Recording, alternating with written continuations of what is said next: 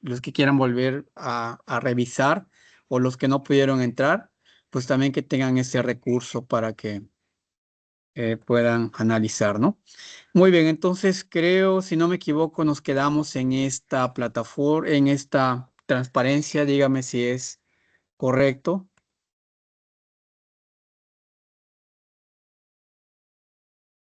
¿Se acuerdan? Aquí nos quedamos. Creo que no está. Ok, Sí, sí, creo que en esta. ok, perfecto. Entonces, pues estábamos hablando de una introducción sobre esos saberes y cosmovisión en cuanto al manejo de los recursos naturales, ¿no? Hay principios muy importantes que se siguen, que hoy los antropólogos sociales que trabajan temas de organización social, temas culturales en las comunidades rurales, pues han establecido algunos principios que caracterizan esa parte de la cosmovisión en cuanto al manejo del monte, ¿no? En cuanto al uso de esos recursos, de esos elementos que conforman la selva, el ash, en los procesos, ¿no?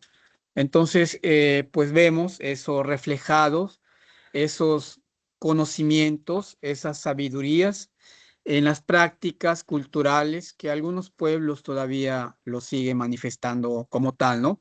Lo siguen practicando y también se sigue transmitiendo ese conocimiento. Entonces vamos a enlistar cada una de ellas y la primera, el primer principio del pensamiento maya o la parte cosmogónica en el manejo del monte, pues nos habla que todo lo vivo, todos los elementos que conforman la naturaleza, pues son sagrados, ¿no? Y como elementos sagrados, pues todos merecen un respeto, merecen un buen trato y también merecen ser utilizados de una forma más equilibrada, ¿no? Dice que es uno de los principios fundamentales de la cosmovisión maya. Consiste en considerar que ciertos elementos del entorno natural poseen un carácter sagrado porque son fuentes de vida, moran, morada de entidades espirituales o de espacios de comunicación con lo divino. Por ello deben ser respetados, protegidos y utilizados con responsabilidad, ¿no?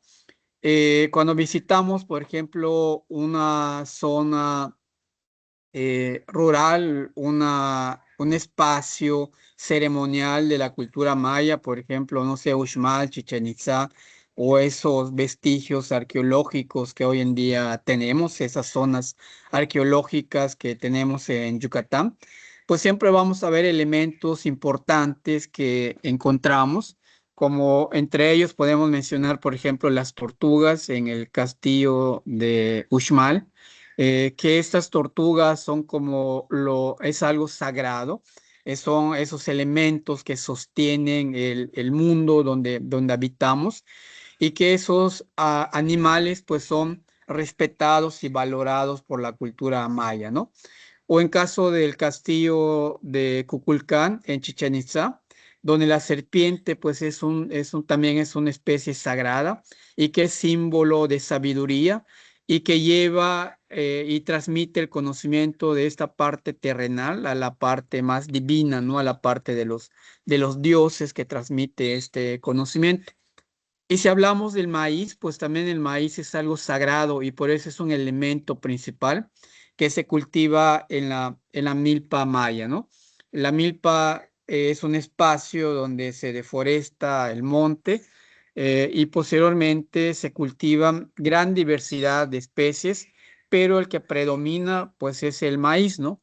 Y en el Popol Vuh pues podemos encontrar la importancia de este maíz en la cultura maya, pues, y en la cosmovisión, pues decimos que fuimos creados del maíz, ¿no? Fueron tres intentos de creación del hombre y finalmente, pues, el maíz que fue moldeado, el maíz que fue hecho en masa eh, y que fue alimentado por los dioses, pues fue ese ser humano que nace de ese maíz, ¿no? Y por lo tanto es sagrado. Yo recuerdo muy bien que muchos campesinos, por ejemplo, cuando iban a la milpa o iban a cortar enequén o iban al monte, siempre llevaban su bolita de pozole. Para los que no lo conocen, el pozole no es la comida tradicional, la que viene de Jalisco, sino que es una masa y que se diluye en agua, se mastruja con las manos y posteriormente se toma, ¿no? Es una bebida, el pozole, y que lleva una forma también importante en cuanto a la cocción, ¿no? No se cuece igual como un maíz que se va a nixtamalizar para hacer tortillas, sino que tiene un proceso más elaborado en cuanto a la preparación de esta bebida. Entonces, ¿por qué les pongo esto? Porque ese maíz, ese pozole, después de que es servido en jícaras para tomar y alimentarnos y aguantar la jornada del trabajo en el campo, todo ese residuo que quedaba, lo que nosotros conocemos en nuestra cultura maya como el shish, lo último que queda de algo, pues siempre decían, no lo tires, es una gracia divina, es algo divino, échale agua, revuélvelo muy bien y tómatelo. O en dado caso, busca el nido de un hormiguero y dáselo a las hormigas para que coman, ¿no? Pero era un pecado, por ejemplo, si el pozole no se gastó o quedó el shish, lavarlo y tirarlo solamente así, porque aquí recobra esa parte de lo divino, ¿no? Esa parte de lo esencial, esa parte cultural que nosotros fuimos educados, ¿no?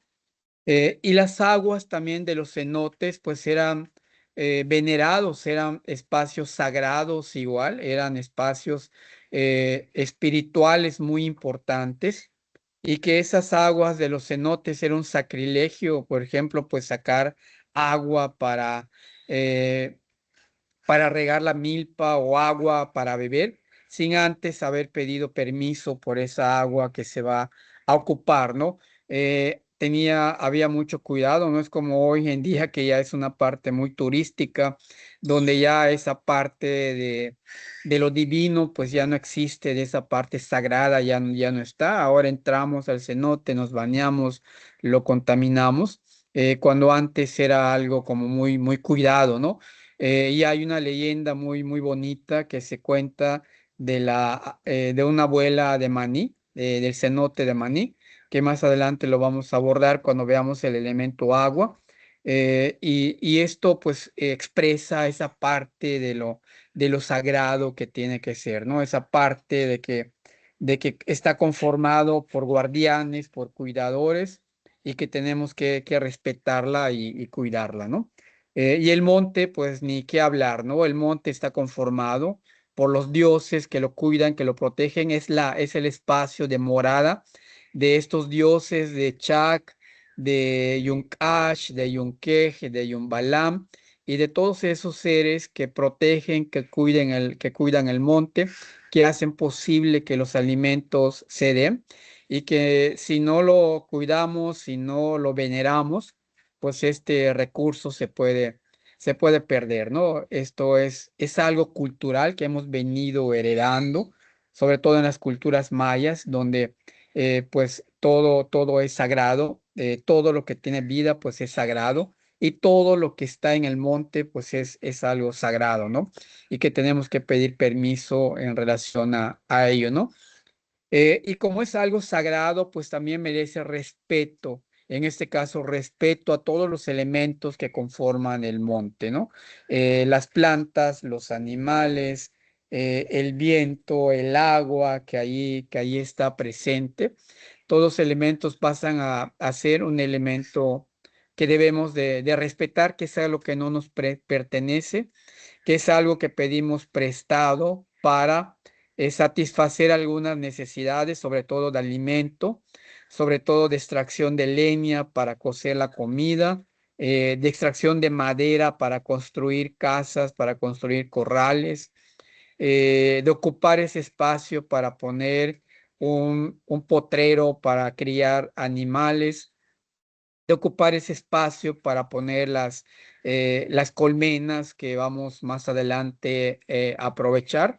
Y entonces hay ese respeto tan importante en cuanto a esos recursos, ¿no? Dice que el monte posee vida y debe ser tratado con respeto antes de realizar actividades como desmontar un terreno para la milpa o aprovechar recursos forestales. Tradicionalmente se solicita el permiso a los guardianes espirituales de ese lugar, ¿no? Pedir permiso antes de abrir una milpa, que esto es algo fundamental, y vamos a encontrar de que hay muchos rituales que se hacen en torno a este respeto, ¿no? Es algo, es una casa que a mí no me pertenece y por lo tanto, si voy a entrar y voy a ocasionar un impacto, pues tengo que pedir permiso a esos guardianes que la están cuidando y que la están protegiendo, ¿no? Y que al final, pues ese terreno que yo ocupé, pues la tengo que dejar descansar para que se regenere y regresarlo a los dueños, a los Yuntzilop que me dieron prestado este espacio para establecer alguna actividad productiva que va a generar un beneficio a la familia, pero también a la comunidad, ¿no? Y aprovechamiento selectivo de los árboles también, ¿no? Cuando uno comienza el proceso de limpiar la milpa para sembrar, pues vamos a ver una gran diversidad de plantas, de árboles que son aprovechados, ¿no? Árboles, por ejemplo, que se toleran, árboles que no se cortan dentro de ese espacio de la milpa porque se utilizan para otras actividades, ¿no? Por ejemplo, el chacá muchas veces se deja en las orillas de la milpa, eh, muchas veces solamente se poda la parte aérea, y este chacá pues tiene la capacidad, el chacá es un árbol, eh, y que tiene la capacidad nuevamente de rebrotar las ramas otra vez, ¿no? Y que muchas veces se utiliza para delimitar el terreno y que esta planta también puede ser forrajera para alimentar al ganado. Es una planta que en temporada de sequía, el ganado que pasta en los montes, pues anda buscando para comer cuando escasean los pastos en los montes. Entonces se va haciendo el aprovechamiento selectivo de esos árboles, ¿no? Algunos que sirven para cortar leña, toda esa biomasa, esos árboles que se cortan, muchos de ellos se van aprovechando para sacar leña, otras para sacar madera para construcción, y muchas otras para hacer carbón. En la milpa también siempre vamos a ver que hay una zona donde se elabora el carbón y que posteriormente pues ese carbón es utilizado para cocer alimentos y también como una fuente de ingreso para algunos milperos que trabajan esta milpa, ¿no? Y que también hay un respeto a la fauna silvestre, que hay un aprovechamiento, sí, pero un aprovechamiento con cierta medida, con cierto respeto. Hay muchos cuentos que se escuchan en las comunidades por las personas mayores y que hablan de leyendas que tienen que ver cuando uno ya cazó de más, no sé, al venado, al armadillo, al jabalí, al jalep, y entonces esos cuentos pues hablan de que hay un protector y que puede llegar un momento a enojarse porque pues ha excedido la caza de esos animales, ¿no? Y está poniendo en riesgo la supervivencia de estas especies y también la sobrevivencia de las comunidades que aprovechan también estos recursos que se encuentran en el monte, ¿no? Y hay leyendas, y eso depende mucho de la comunidad, de donde está realizando algún trabajo comunitario, de qué es lo que se cuenta de ahí, ¿no?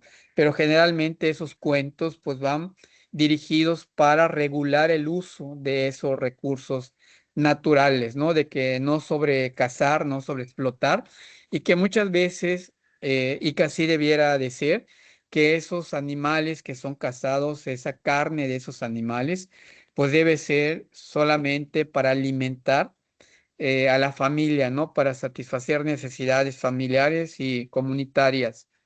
Hoy en día, pues esa visión ya ha desaparecido, ¿no? Sabemos que hay grupos de cazadores donde lo importante ahora, el kilo de carne de venado, pues está cotizado como en 500 pesos aproximadamente, y por lo tanto, pues ya se ve como un negocio.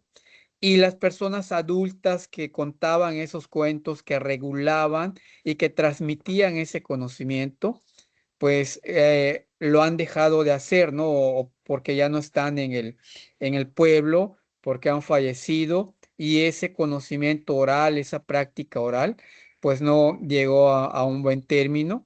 Y pues hay grupos, sobre todo en las zonas donde hay mucha sabana, de que se dedican a esa actividad, ¿no? A extraer esos alimentos, esa carne de venado, de conejo, de jabalí, que son muy cotizados en los mercados y vendidos en esas, en ese mercado ilegal, ¿no? Entonces el respeto es otra cosa fundamental y lo vemos también relacionado con nuestra cultura, ¿no? Decía un estudiante de la Facultad de Veterinaria, decía, ahora entiendo por qué, por ejemplo, cuando las personas adultas llegaban a la casa, había una reunión, pues solamente con la mirada que nos hacían nuestros papás, pues era rendirles respeto, pedirle primero dar los buenos días, que hoy en día pues también se está perdiendo eso, ¿no?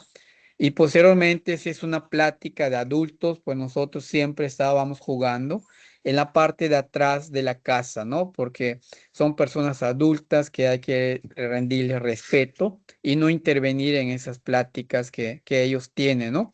Incluso la casa maya, las puertas son como muy bajas porque ese respeto también se da cuando una persona entra a la casa y hace esa reverencia para agacharse para poder entrar a la casa, ¿no?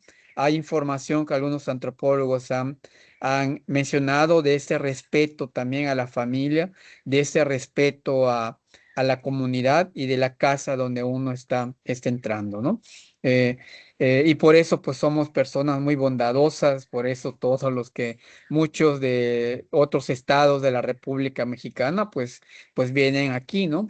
Para vivir por ese respeto, esa armonía, esa solidaridad que tenemos con las personas. Nos caracteriza mucho de manera peninsular a todos los que habitamos este territorio, ¿no? Eh, y bueno, el siguiente proceso pues es el equilibrio entre el uso y la conservación, ¿no? Los recursos naturales pueden utilizarse para satisfacer las necesidades humanas, pero evitando su agotamiento. Este principio se refleja en el sistema de roza, tumba y quema tradicional, acompañado por periodos de descanso que permiten la generación de la vegetación, ¿no? De que todo tiene que tener un equilibrio, ¿no? Si yo utilicé este monte para poner la milpa, esa milpa después de estarse cultivando, cuando mucho 3 o 4 años, se abandona ese espacio y se deja que otra vez la naturaleza, la lluvia, el suelo, el viento, pues hagan la función nuevamente de regenerar ese espacio que ha sido utilizado, ¿no? Y que se vuelve otra vez ese espacio donde se está conservando esa biodiversidad, ese espacio que posteriormente, después de 10, 15 años, se puede volver a utilizar porque se ha regenerado, ¿no? Estamos en ese constante equilibrio de que uso, repongo, se renueva otra vez el espacio, ¿no? Y porque esos elementos se mencionan en la milpa maya, el ja, que es el agua, el lum, que es el suelo, el ik, que es el viento, y el ak, que es el fuego, ¿no? El agua, pues tiene que haber humedad, tiene que haber periodo de temporalidad de lluvias para que esa área, esas plantas que quedaron ahí, esos troncos que están ahí presentes, pues puedan nuevamente regenerarse, ¿no? Que puedan vivir. En la milpa, cuando se cortan los árboles, no se cortan del tronco, no se arrancan de raíz, como en la agricultura convencional, ¿no? Donde se meten tractores y se quita los troncos, la raíz. En este caso se corta a la altura del pecho y cuando se quema, no se logra quemar el sistema radical de los árboles. Y esto hace que cuando caigan las lluvias, pues ese árbol absorba la humedad por la raíz y otra vez comience a rebrotar, a regenerarse ese espacio, ¿no? Eso es parte de un saber comunitario, de un saber de un milpero en cuanto al manejo que le da a ese monte, ¿no? Para regresar nuevamente ello. Y luego, ¿por qué el viento? Porque el viento arrastra nubes que traen humedad, ¿no? Y además arrastra diversidad de semillas que los deposita en este suelo para que esas semillas, pues con humedad nuevamente, pues puedan generarse, ¿no? Y esto lo vemos porque el campesino maya abandona la milpa después de haberlo ocupado 3 o 4 años, porque las hierbas, las plantas ya están reclamando ese espacio, ¿no? Y si se siembra el maíz y se siembra la calabaza, pues probablemente haya mucha competencia con las hierbas que van creciendo ahí y esto va a generar más desgaste para el campesino en la limpieza, en el deshiervo de ese espacio. Y entonces para el campesino es un indicador, decir es el momento, ya los Yunsilov están reclamando este espacio, ya es insostenible estar deshiervando, estar chapeando dentro del maíz y por lo tanto hay que regresarlo nuevamente para que este espacio se regenere, ¿no? Y acá pues el viento hace esa función de acarrear semillas. Bueno, no solamente el viento, ¿no? También algunas aves, algunos animales también transportan semillas, pero principalmente el viento que va trayendo semillas del jabín, del chucún, del tzalán, y que lo va depositando en esta área donde se limpió para que se comience a regenerar, ¿no?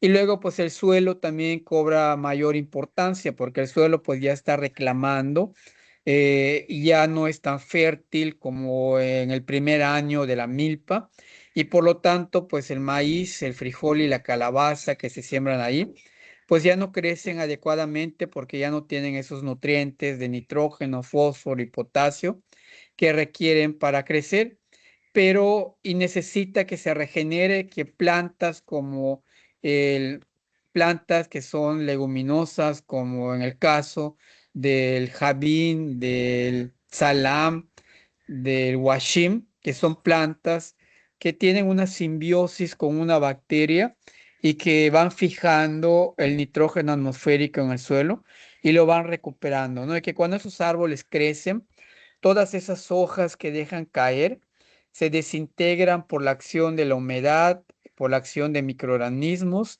y convierten esas hojas en un abono orgánico muy rico en nutrientes, ¿no? Ese ciclo otra vez comienza ahí y ese suelo pues se vuelve a regenerar, vuelve a obtener esos nutrientes que se requieren, ¿no? Y el fuego, pues, ¿qué función tiene aquí? Pues el fuego es un elemento controlado por el hombre, por el milpero, y que nuevamente cuando vaya otra vez a preparar la milpa, pues va a quemar ese espacio para que todos esos nutrientes, esa vegetación que se quemó, que está seca, pues vuelva, regrese otra vez en forma de ceniza, en forma más asimilable y que esta ceniza pues sea también repositoria de esos elementos nutrimentales que requieren las plantas para volver a crecer, ¿no? Entonces, ese es un ejemplo claro, este agroecosistema milpa manejado por el hombre, ¿no? Acá vemos otro ejemplo, la producción de miel, que depende de la conservación de la diversidad floral del monte, ¿no? Si nosotros encontramos información o buscamos información de la actividad melífera en el estado de Yucatán, pues vamos a encontrar que desde la época prehispánica hay una abeja que era aprovechado por los mayas, que es una abeja sin aguijón, a la cual se le conoce Shunacap, ¿no? Esta abeja no tiene un aguijón, no te pica como la abeja europea, y que tenía mucha importancia en la cultura maya, ¿no? Que era también un elemento sagrado. La abeja en muchos códices es representado y es algo sagrado porque provee de alimentos en épocas de escasez, ¿no? Y que esta abeja generalmente se asocia con la conservación del monte, ¿no? Tiene que haber monte, tiene que haber diversidad melífera de plantas y de animales, y también tiene que haber, por ejemplo, troncos grandes, secos, donde esas abejas entran y comienzan a elaborar su panal, ¿no? Hay una forma muy importante de organización de estas abejas tal vez en su proyecto de investigación sería interesante que un grupo trabaje del aprovechamiento y de la cría de la abeja melipona y todo el saber generado en relación a ello, ¿no? En la cultura maya no solamente se utiliza para alimentación, para alimentarnos, sino que también tiene muchos usos como la parte medicinal.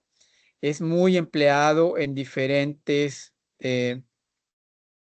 condiciones de salud que sufre la cultura maya, ¿no? Una de ellas se dice que es muy buena para eliminar cataratas en la vista, para problemas de la piel por salpullido o por quemazón o por alguna intoxicación. Y además que tiene aporte nutrimental muy importante en la alimentación, ¿no? Y la cera, pues era buscado en esas épocas prehispánica para elaborar velas y poder elaborar este fuego que da luz en las noches de oscuridad, ¿no? Y que tenía mucho respeto a esta abeja. Hay un dios que es el Musilcap, que también representa algo muy simbólico en la cultura maya, este dios que protege a esas abejas, ¿no? Entonces el monte genera ingresos económicos mientras se mantiene la vegetación que sustenta a las abejas. ¿Ok? Eh, continuamos. ¿Alguna pregunta, algún aporte hasta aquí?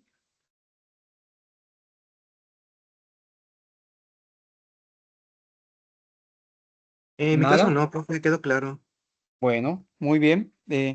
Entonces pasamos en el tercer elemento, que es la reciprocidad. Dice que la naturaleza brinda alimentos, agua, medicina. Hemos hablado muy poco de esta parte medicinal, pero todas las culturas mesoamericanas y también el maya, pues siempre han utilizado plantas, elementos del monte para curar padecimientos en la población, ¿no? Y que esta reciprocidad se refleja en ese beneficio mutuo que uno puede tener al momento de aprovechar esos recursos, ¿no?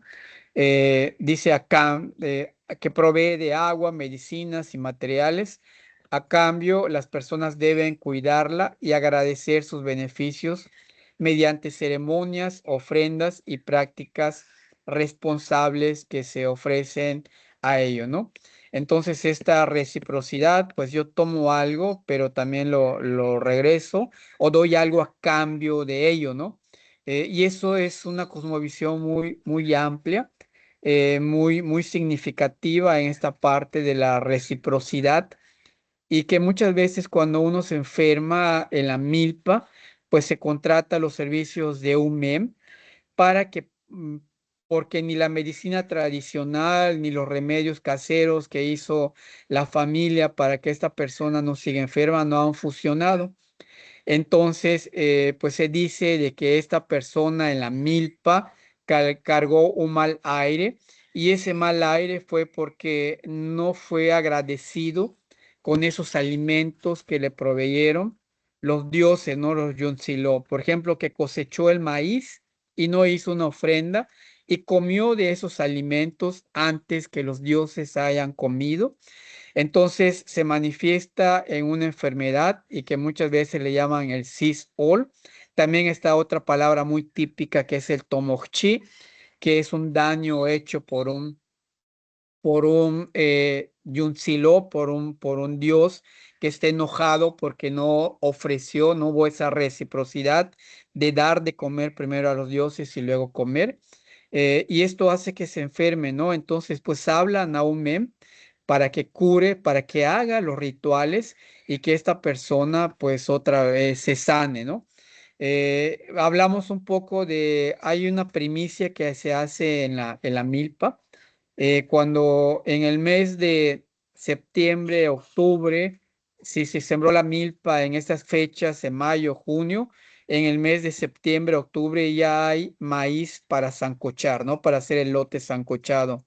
Ya el maíz se está produciendo, ya están las mazorcas listas para hacer atole, para ser consumidas en alguna forma, ¿no? Sobre todo para hacer elote sancochado, para hacer pibinal, para hacer atoles, para hacer pozole nuevo. eh, y que el campesino sabe que las primeras cosechas, los primeros frutos, pues tiene que dar de comer a los dioses que hicieron ese favor de que caigan las lluvias de manera adecuada, de que se nutran las plantas y puedan crecer, de que el milpero no haya sufrido ningún daño en el proceso de elaboración de la milpa, y que en ese momento haya abundancia, ¿no? Entonces se cosechan las mejores mazorcas, se hace un altar en la milpa, puede ser, o también en la casa, en el solar del campesino, un altar no tan elaborado. Cuando veamos algunos rituales vamos a ver altares que son bien elaborados, en este caso no. Y se ponen entonces, se sancocha el maíz, se hace el atole y así calientito ese maíz, esa mazorca sancochada, ese, eh, ese maíz listo para comer, pues se sirve en la mesa, en ese altar que se elaboró, ¿no? Dicen que ese humo que sale al momento de que se está sirviendo los alimentos, pues es la comunicación que hay entre la parte terrenal y la parte divina que se encuentra ahí, y que si ese humo se prolonga, ese vapor de que vemos que se prolonga, pues es que esos alimentos fueron bien aceptados por los dioses, y que están contentos porque se les agradeció por esos alimentos, ¿no? El ritual no es tan elaborado, e incluso el campesino lo puede hacer mediante un rezo, mediante un agradecimiento con palabras propias que muchas veces es en lengua maya, pidiendo, dándole gracias a Yunchak, a Yuncash, a Yunja, que hicieron posible de que se dé la cosecha, y les ofrece los alimentos para que ellos coman, ¿no? Después de un rato de que ya se ofrecieron los alimentos, entonces ya se puede comer sin ningún peligro, el maíz sancochado, el atole, y ya se puede comer todo lo que hay en la milpa, ¿no? Toda esa diversidad de alimentos que se dio. Si no ocurre eso, pues en la cosmovisión maya, pues dicen que te puedes enfermar, ¿no? Al comer tú, al no ser agradecido, al no tener esa reciprocidad en esa elaboración de esos productos. Entonces, pues mucho de esto habla de de que yo tomo, pero también doy y también recibo, ¿no? Eh, y que hoy en día también, pues esa parte de reciprocidad, pues ya la perdimos, ¿no? Ya no la tenemos. Ahora queremos todo que nos den y sin aportar nada. Esa parte de solidaridad también. Esa parte de reciprocidad también se vive en las comunidades cuando se hacen estos rituales, esos eventos que son más formulados, pues cada persona aporta y lleva frutos de la milpa para que se pueda elaborar la comida, ¿no? Hay una organización comunitaria donde se comparte, donde es recíproco. Yo pongo los pavos indios para que se haga la comida, yo traigo el maíz para nixtamalizar y hacer las tortillas, nosotros armamos el altar, nosotros vamos a buscar al MEM para que pueda hacer el ritual, y hay una cooperación allá, hay una reciprocidad donde todos colaboran, donde todos dan, para hacer estos eventos y que se vive en esta parte comunitaria. Y que hoy en día pues queremos todo gratis, ¿no? Solamente que me den, pero no dar nada a nosotros a cambio, ¿no? Acá vemos algunos ofrecimientos que se tienen, por ejemplo, que se dan, algunos rituales, que es el chachac, esta es la petición de la lluvia. Está el huajicol, que esto es un ritual de agradecimiento, que esto es comunitario, lo mismo que el chachac. Y el sacap es una bebida sagrada de los dioses y que siempre lo vamos a ver también presente en todo el proceso de preparación de la milpa, ¿no? En cada momento en la cual se interviene la milpa desde la preparación, hay ofrendas de esta bebida sagrada en la milpa y que se van poniendo ahí, ¿no? Y el último principio habla sobre el pedir perdón por el daño que se le va a causar al Ash, ¿no? Al monte. Acá es muy importante esta parte. En la cosmovisión y en la cultura maya, pues dijimos que todo es vivo y como todo es vivo, pues estamos matando esas plantas que conforman ese sistema, ese ecosistema, ¿no? Estamos matando muchas plantas, estamos quitando de hábitat a muchos animales que habitan en ese monte que se va a limpiar para poder establecer la milpa. Y por eso hay una petición de perdón también, ¿no? Donde el campesino dice, ah, qué bonito árbol, discúlpame porque te voy a cortar, porque necesito establecer esos alimentos, ¿no? Pedir perdón al dios del monte porque causado daño a sus eh, a sus protegidos, ¿no? A las plantas, a los animales que ahí lo integran, ¿no? En el Popol Vuh hay un fragmento que habla de esta petición de perdón, ¿no? Donde el campesino entra en un trance e incluso se hinca y llora y pide perdón por haber matado a esas plantas y quitar de hábitat a esos animales, ¿no? Acá vemos una imagen de una milpa, cómo queda después de haber sido quemado y que esta milpa después vuelva a cobrar vida, ¿no? Con la siembra de las diferentes especies de cultivos que se introducen en este espacio, ¿no? Y que con las primeras lluvias, estos troncos que vemos aquí, pues vuelven a cobrar vida, ¿no? Vuelven a reverdecer y comienzan a crecer nuevamente. Incluso cuando se quema la milpa, el campesino pues también le pide al dios, al Yunkash, de que avise a todos los Alak Balcheop. Los Alak Balcheop son los hermanos animales que están resguardados en esa milpa que va a ser quemada, ¿no? Y que les avise que esa milpa se va a quemar para que se salgan de esa área que se va a quemar, eh, para no ocasionar más muertes en este proceso de la quema de la milpa, ¿no? Entonces hay todo ese saber, ese conocimiento, ese principio tan importante de pedir perdón por el daño ocasionado a los recursos naturales, ¿no? Y también a las este perdón pues también se manifiesta en la convivencia familiar, en la convivencia comunitaria que se da en esta relación, ¿no? Este principio surge de la idea de que toda intervención humana en el monte implica una alteración de un espacio vivo y sagrado, ¿no? Entonces acá vemos esta importancia que se tiene. Bueno, ya habiendo visto estos 5 principios tan importantes de la cosmovisión maya, entonces hablamos de esos elementos que conforman y que dan vida a ese cache, a ese monte, ¿no? Y en primer lugar, pues tenemos al K'ak, que es el fuego. El fuego, dice, los grupos mayas tuvieron una construcción religiosa en torno al fuego. Es un elemento de cohesión social. ¿Por qué lo llaman de cohesión social? Porque pues muchas culturas mesoamericanas utilizan el fuego prendiendo fogatas. En el caso de Yucatán, pues donde está la cocina, donde se cocinan los alimentos, pues siempre hay una reunión, es el área de reunión familiar, donde muchas veces las personas adultas, los abuelitos, pues se reúnen para dar consejos a los integrantes de la familia, ¿no? A los nietos. Además de dar consejos, es el espacio donde cobra valor la palabra, donde se transmite los conocimientos, la cultura, ¿no?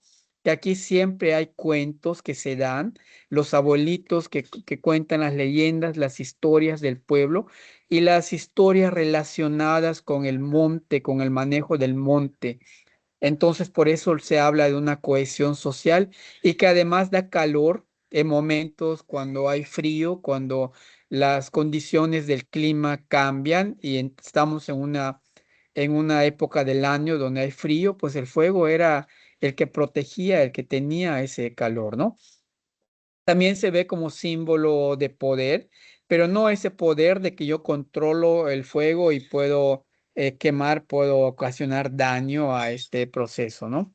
Sino de un poder con cierto manejo, con cierta prevención, con cierto, con esos principios que hemos visto, ¿no? De que controlamos el fuego, quemamos la milpa, pero es una milpa controlada.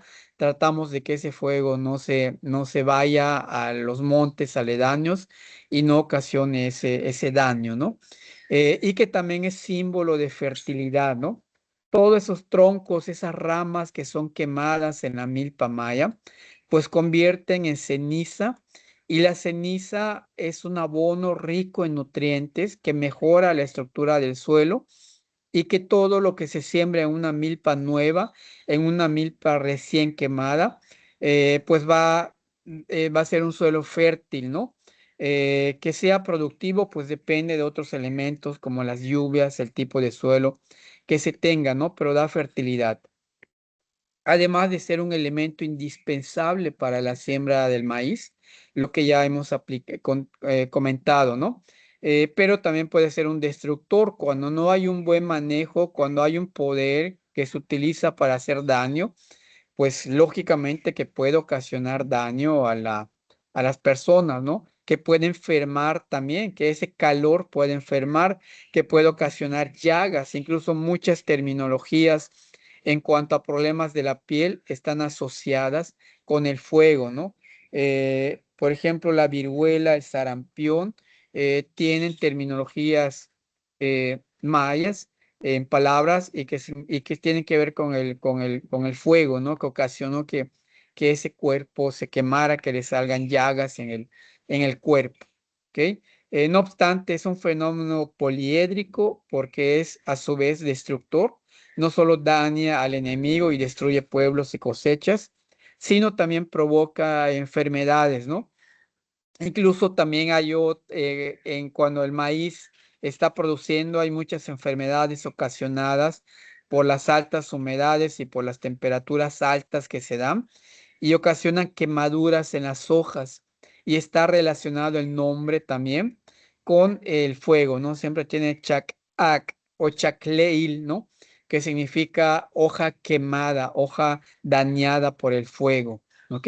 Entonces tiene muchos problema. No acá vemos el fuego como el que tiene el poder, pues es el campesino, es el productor.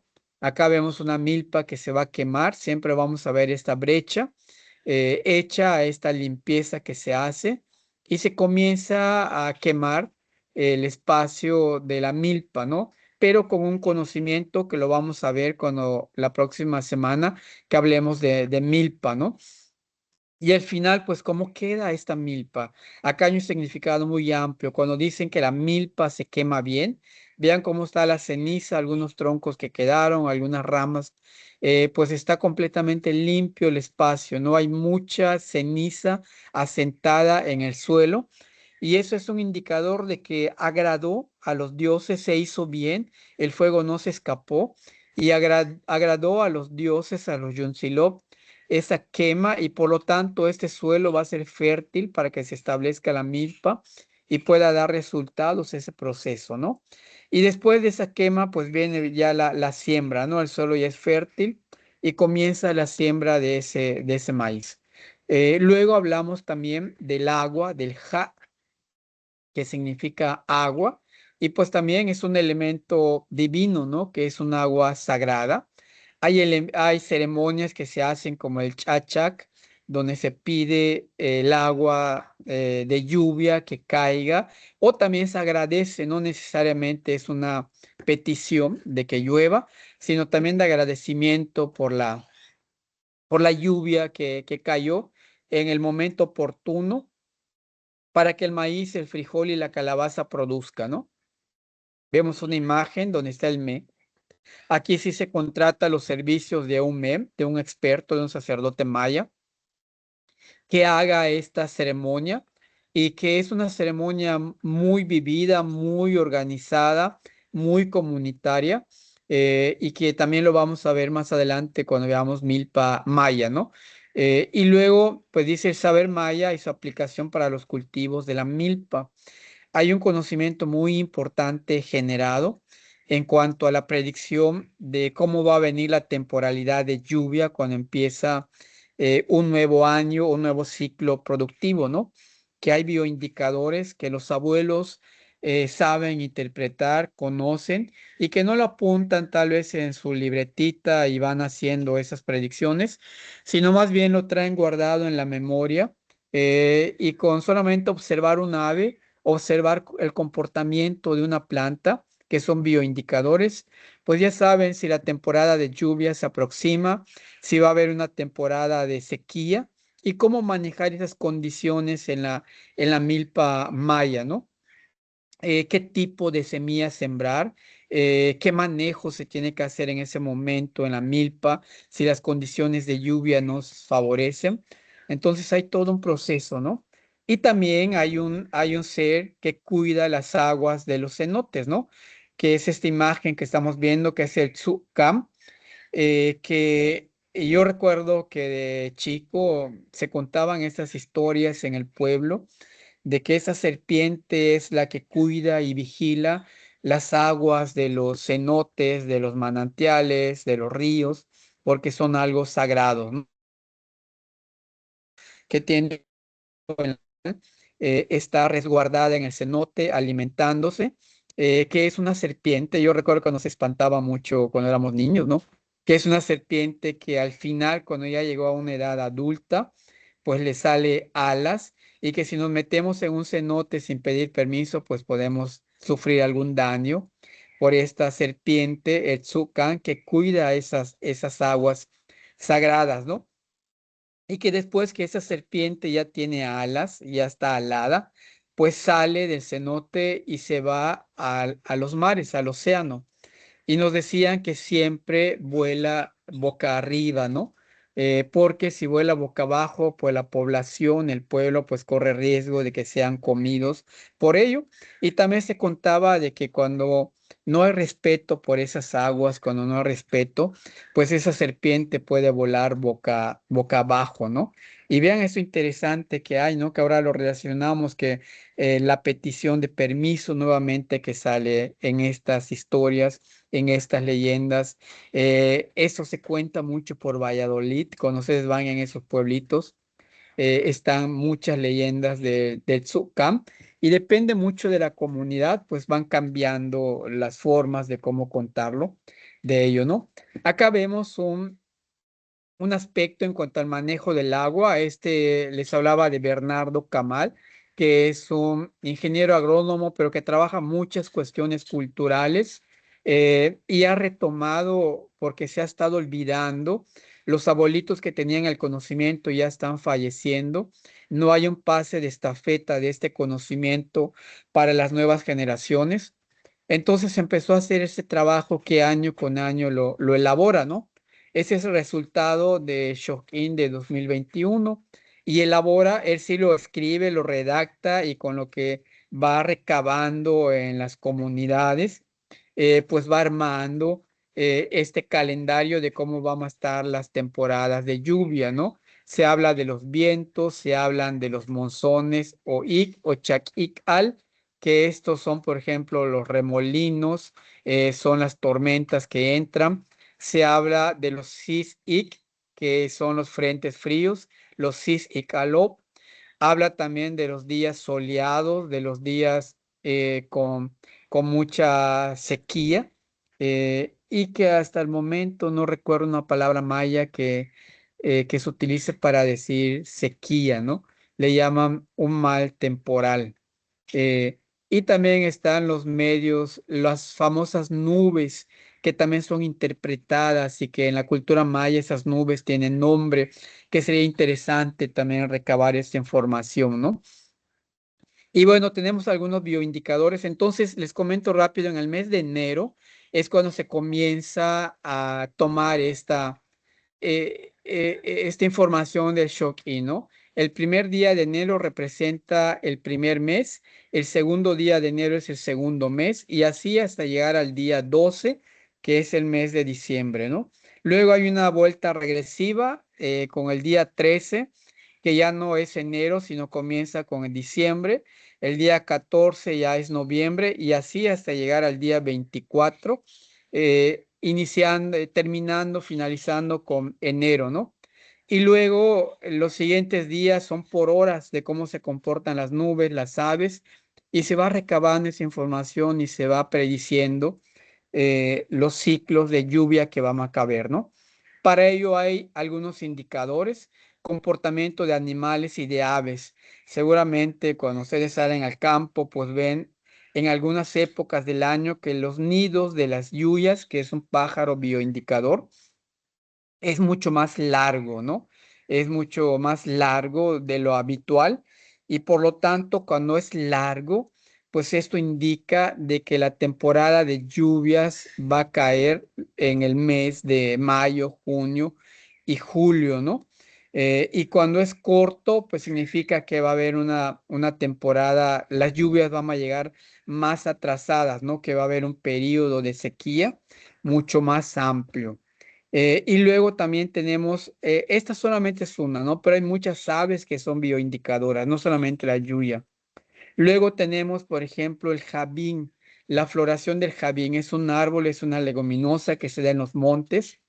Si el jabín florece en el mes de abril y tiene muchas hojas verdes, significa que las lluvias van a caer lo más pronto posible, ¿no? Está anunciando humedad, está anunciando de que las lluvias van a ser muy favorables para el cultivo de la milpa. Si ese jabín florece al final del mes de abril y no tiene tantas hojas y la floración se seca rápido y se cae, pues eso indica de que va a haber un periodo de sequía muy amplio y que también, pues probablemente se tengan que sembrar variedades de maíz que aguanten esa sequía que se va a pronunciar, ¿no? Y también podemos hablar de las hormigas. Las hormigas son muy bioindicadoras. Cuando vemos al shulap, que es esa hormiga negra, que vamos viendo que va haciendo caminitos y van cargando sus huevos para mudarse a una zona alta. Pero miren, esas hormigas no fallan en predecir la lluvia, ¿no? Ese es el momento que va a caer. En los próximos días, de 2 a 3 días, va a caer una lluvia fuerte y esos animales pues ya detectan humedad y comienzan a mudarse de un lado a otro, ¿no? O por ejemplo, el cedro que en días soleados expide un olor muy rico, muy penetrante, pues también indica de que las lluvias están ya a punto de caer, ¿no? Y otros bioindicadores, las nubes, que es el muyal, que son nubes fuertes cargadas de agua, nubes grandes que no son movidas por los vientos, y que esas nubes ya están anunciando las lluvias, ¿ok? Eh, Luego, pues hablamos del elemento tan importante que es el luum, que es el suelo, donde pues hay un conocimiento y un saber muy amplio en la cultura maya en cuanto a la clasificación de los suelos, ¿no? Ellos saben clasificar el suelo de acuerdo a su textura, de acuerdo a su pedregosidad y de acuerdo al uso que se le puede dar. Incluso sorprende mucho de la similitud que hay entre la clasificación maya de los suelos y la clasificación científica que nos da la FAO o otros investigadores que hablan de los suelos, ¿no? Entonces tenemos suelos que son ANCAP, esos suelos rojos, esos suelos profundos, suelos arcillosos, donde se pueden cultivar hortalizas de ciclo corto, donde la agricultura puede prosperar porque son suelos ricos en nutrientes, en materia orgánica. Tenemos los suelos que también son inundables, los suelos negros, los Bochlun, que son suelos que tienen mucha materia orgánica, donde los árboles alcanzan alturas hasta de 30 de altura y que hay mucha materia orgánica y que son suelos que también se pueden inundar rápido. Son suelos que tienen muchos nutrientes igual, pero que pueden inundarse, ¿no? Entonces, hay una clasificación muy amplia, acá lo vemos, esta es la clasificación Maya, y aquí vemos la clasificación de la WRB en cuanto al tipo de suelos, ¿no? Por ejemplo, hablamos del Puklum, que dice suelo negro en zonas húmedas, generalmente cubiertos con manglares, con abundante materia orgánica derivada de hojas frescas y en descomposición que se van desarrollando, ¿no? Entonces, la clasificación científica lo pone como los histosoles, que son suelos con esas características. Y luego, por ejemplo, nos vamos a ver el suelo Tsekel, que es un suelo negro con escasa cantidad de tierra fina, que este suelo se da mucho cerca, en la parte alrededores de la capital, de Mérida, poco profundo, donde no hay casi nada de suelo, solamente se ve la roca madre, más del 10% de materia orgánica, que son suelos bien drenados, son suelos calizos que pueden filtrar el agua, eh, eh, y que no deberíamos inundarnos, ¿no? Y que pues ahorita las ciudades o los fraccionamientos se inundan porque pues no dejaron pozos para el desagüe de esas aguas, de esas lluvias torrenciales que caen, ¿no? Pero en las comunidades rurales no hay problema de inundación porque se filtra todo rápido, ¿no? Suelos calcáreos sobre piedra caliza y su lámina, ¿no? Entonces, esos son saclún, leptosoles líticos. Y esto pues es algo que nos heredaron y que es importante tenerlo en cuenta, ¿no? Y finalmente pues hablamos del pensamiento maya en el manejo del ik, en el manejo del viento. Perdón, y que de esos suelos, pues también hay conocimiento de qué cultivos se pueden poner, qué actividades agrícolas se pueden hacer. Hay suelos que no se recomienda que se limpie cuando se hace la milpa. No solamente es tumbar montes, sino que hay indicadores que la cultura maya toma en cuanto en relación al suelo y decide si es un suelo bueno para poner la milpa, ¿no? Hoy en día, pues tumbamos cualquier monte y queremos sembrar cualquier especie cuando no es así, hay un conocimiento eh, ancestral que se ha dejado, ¿no? Y luego pues tenemos el IC, dice se puede traducir también como energía vital o energía vital cósmica, ya que todo ser vivo para los mayas está lleno de viento, ¿no?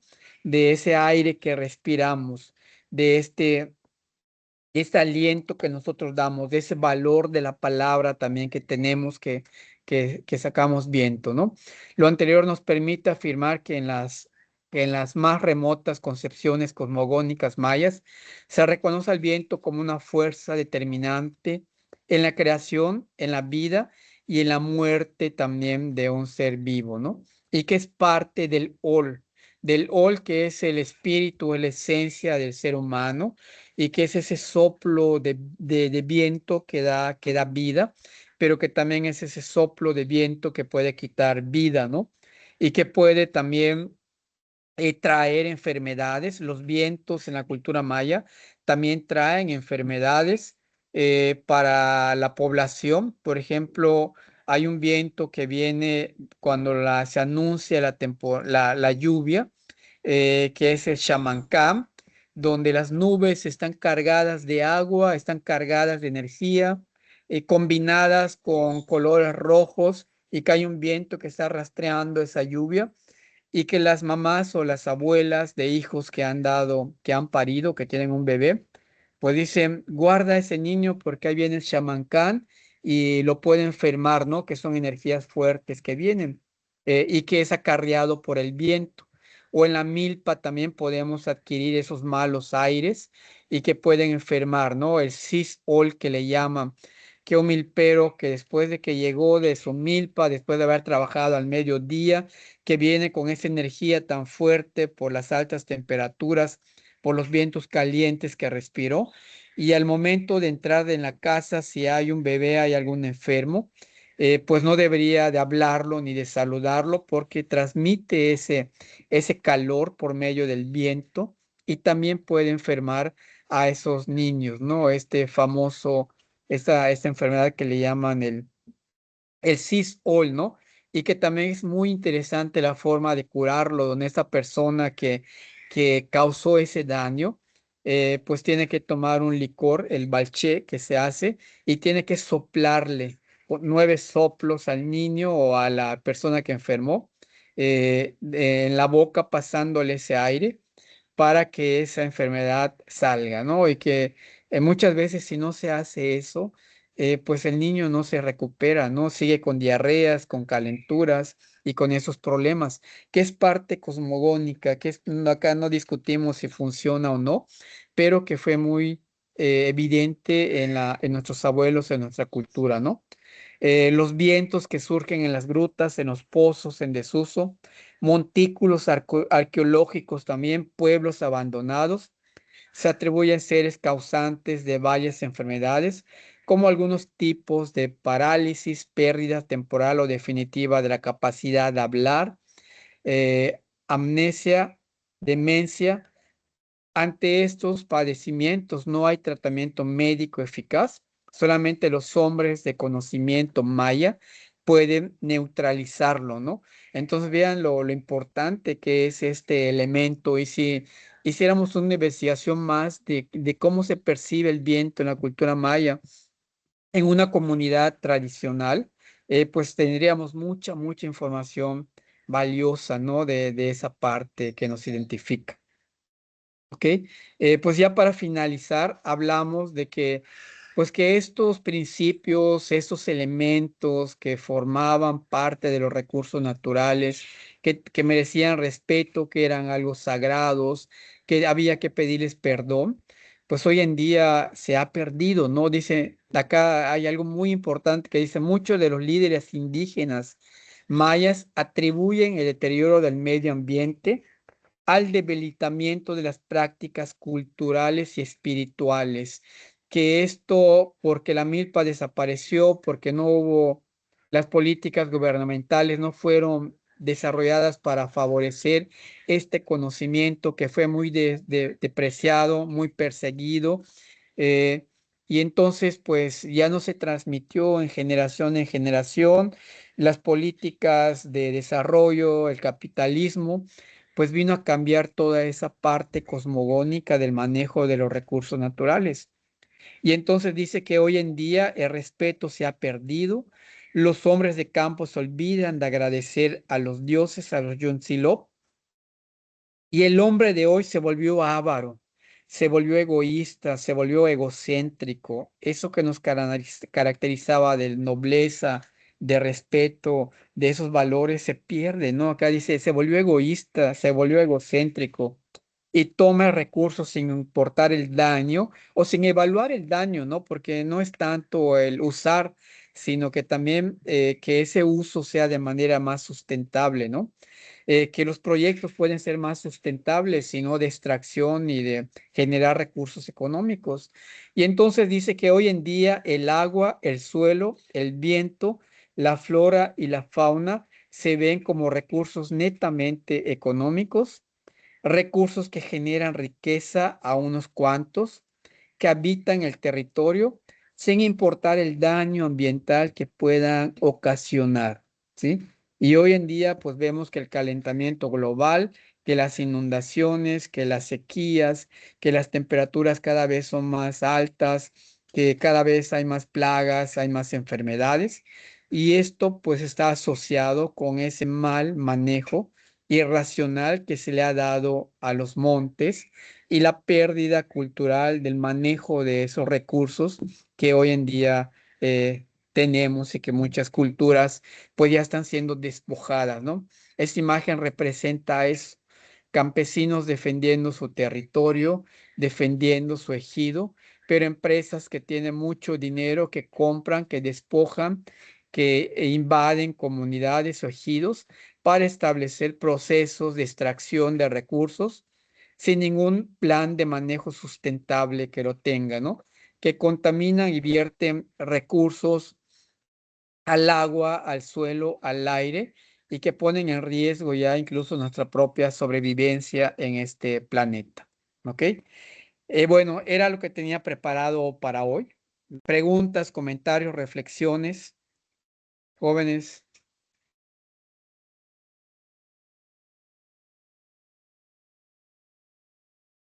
algún aporte que tengan, siguen por ahí. No los veo, pero espero que estén por ahí.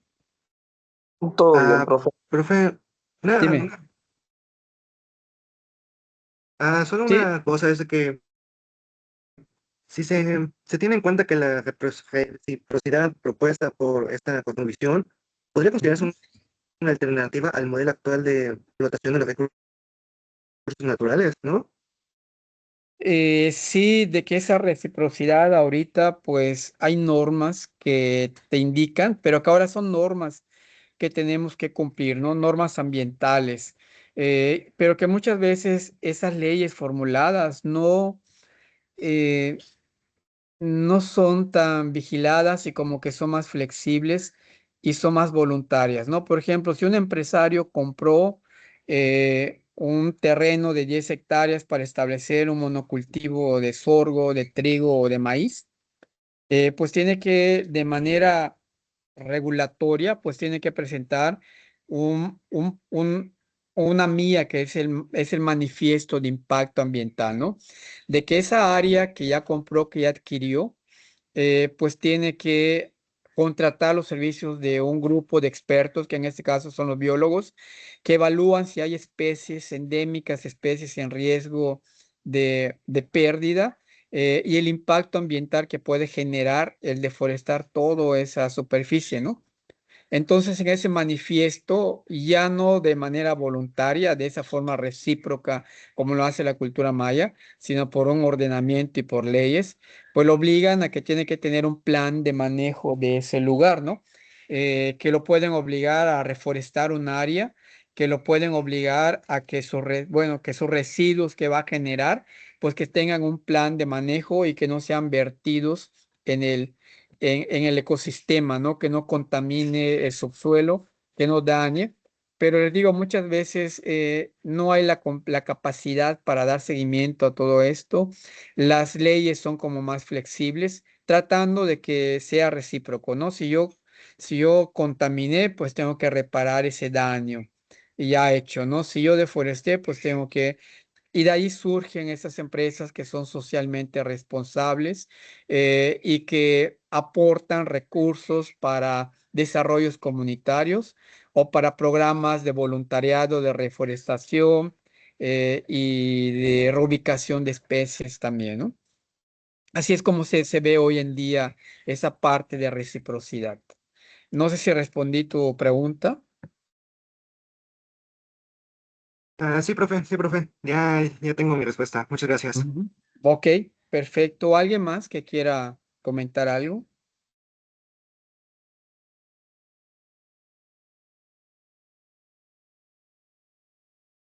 Nada. Bueno, pues miren, vamos a hablar un poco del proyecto porque pues ya estamos concluyendo la primera semana. Son 4 semanas que tenemos. Voy a ir modificando algunas hadas de tal forma de que no les sature con hadas y que le dediquemos tiempo al proyecto. Y como lo vimos al momento de presentar la planeación, pues hay 4 opciones para hacer el proyecto comunitario. Una que habla sobre el catálogo de saberes mayas sobre el monte. Es un catálogo de plantas y animales. No podemos armar o no les estoy exigiendo, por ejemplo, que todas las plantas sean inventariadas, ¿no? Por ejemplo, que yo diga, bueno, voy a hacer un catálogo de algunas plantas medicinales del pueblo de Sacalum, ¿no?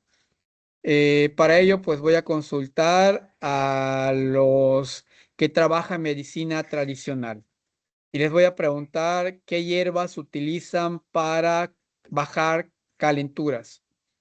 Me dicen el nombre el nombre maya o el nombre en español.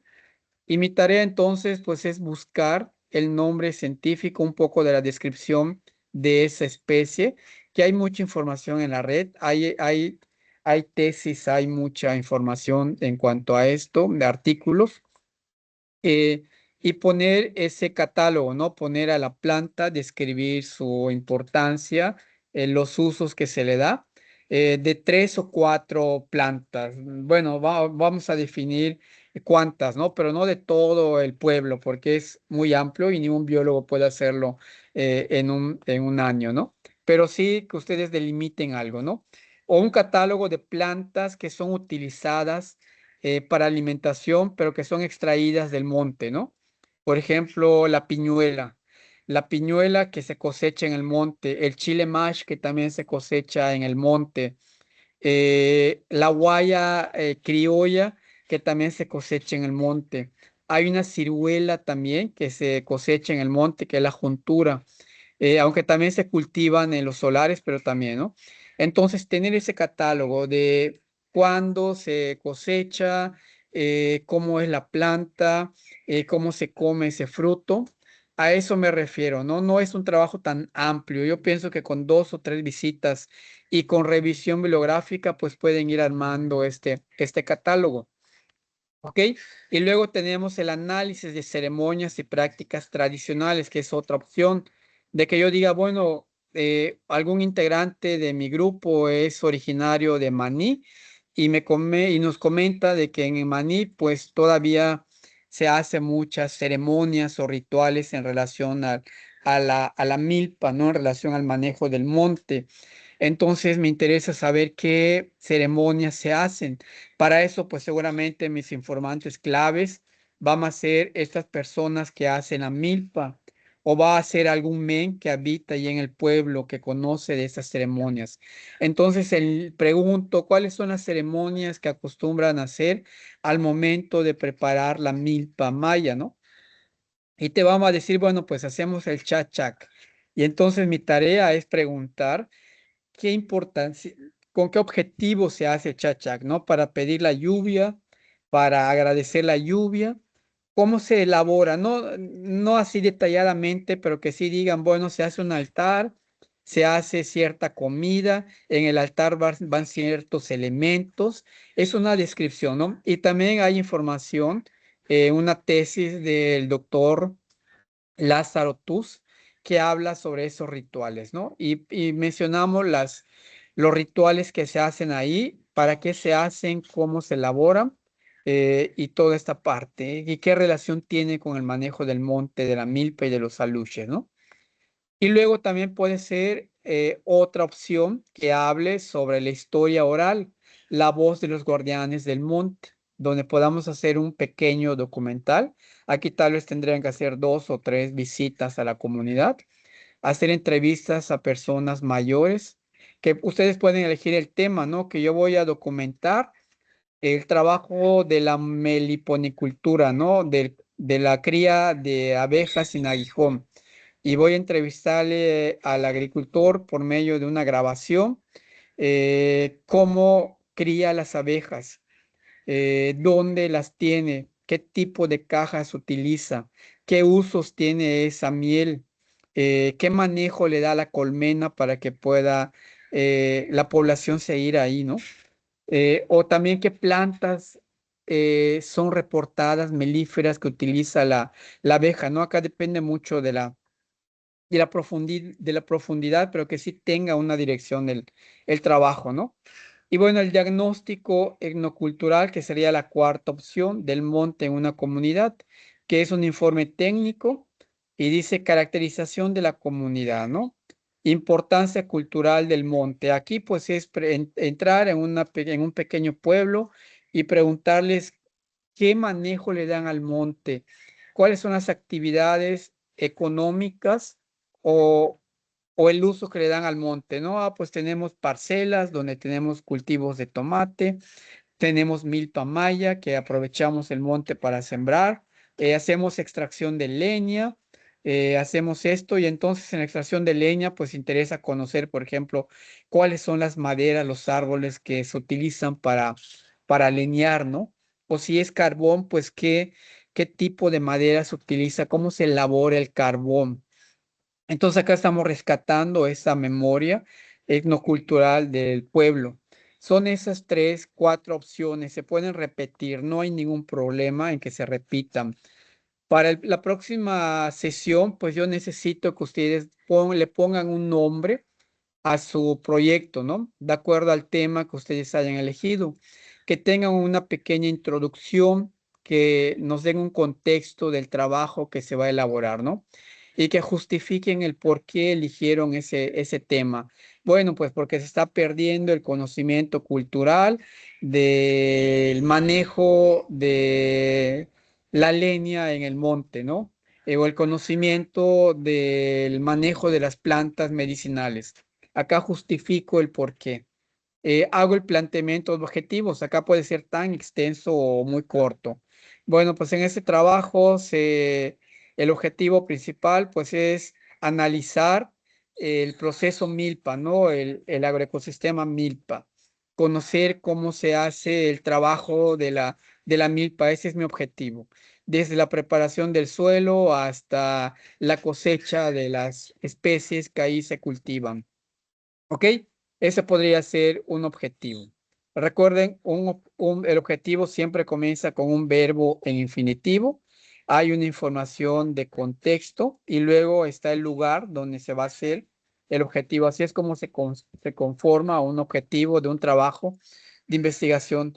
Y luego la metodología, ¿no? Que acá generalmente es un análisis cualitativo, son entrevistas que se van a hacer con informantes claves y acá, si vamos a utilizar entrevistas, pues deben de tener sus preguntas claves que se van a hacer para recabar esa información, ¿ok?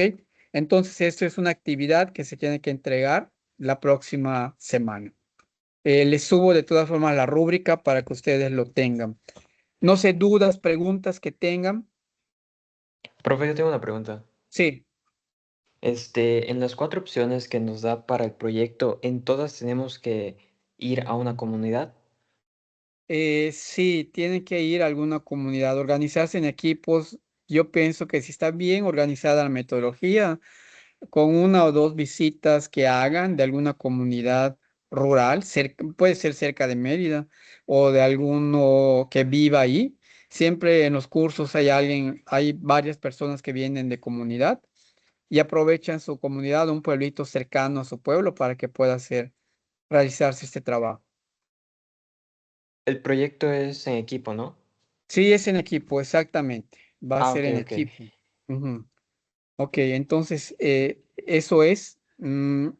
¿Tu equipo, Yair, ya está conformado? ¿Quiénes conforman tu equipo? Pues en el grupo hicimos una encuesta y Mm, yo puse para estar en un equipo, pero pues no nos hemos organizado bien.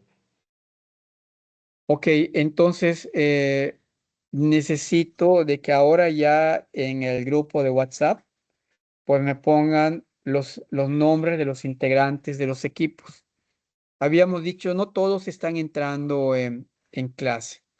Ok, no sé si vayan a continuar, pero registro la asistencia aproximadamente 18 personas.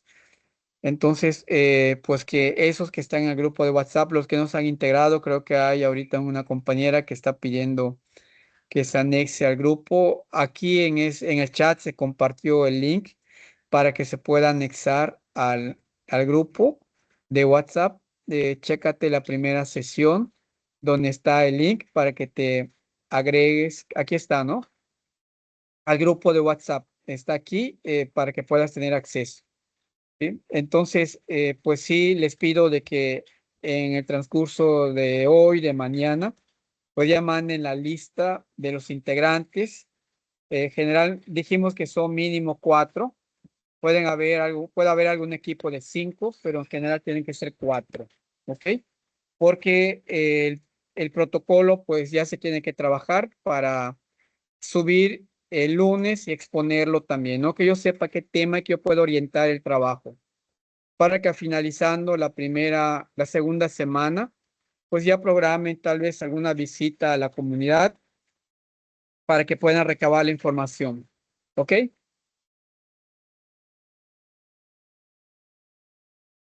Enterado, profe.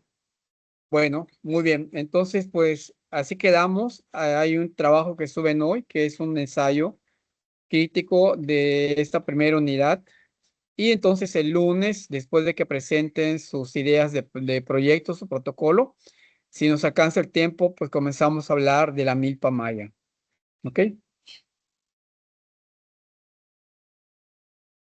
Profe, Dígame. disculpe, tengo una duda. Es Ujú. que mencionó que la actividad de hoy se entrega hoy. Sí, hay un ensayo que se entrega hoy. Está abierta la plataforma, Es si no que me equivoco. dice 11, dice que mañana. Ah, mañana. Ok, entonces tienen chance para hacerlo hoy y lo entregan ya mañana. Ok, respeten la fecha que está en plataforma, ¿no? En Wadi Virtual. Si les dice el 11, ese día lo entregan. ¿Ok? ¿Se Bueno, bien, profe?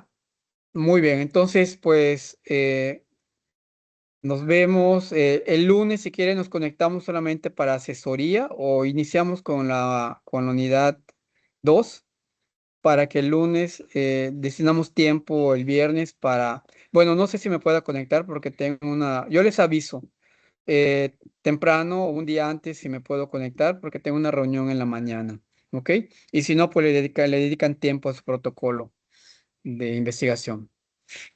Bueno, pues que tengan un buen miércoles. Ya comenzó la llovizna por aquí y hay mucha actividad pendiente el día de hoy.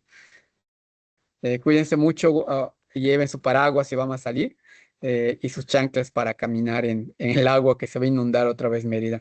Dime, Elías. Disculpe, maestro, en la parte del dada que dejó, en la reflexión, ¿es una reflexión una por todo el trabajo o es reflexión individual de cada uno? Es una reflexión grupal, grupal, sí.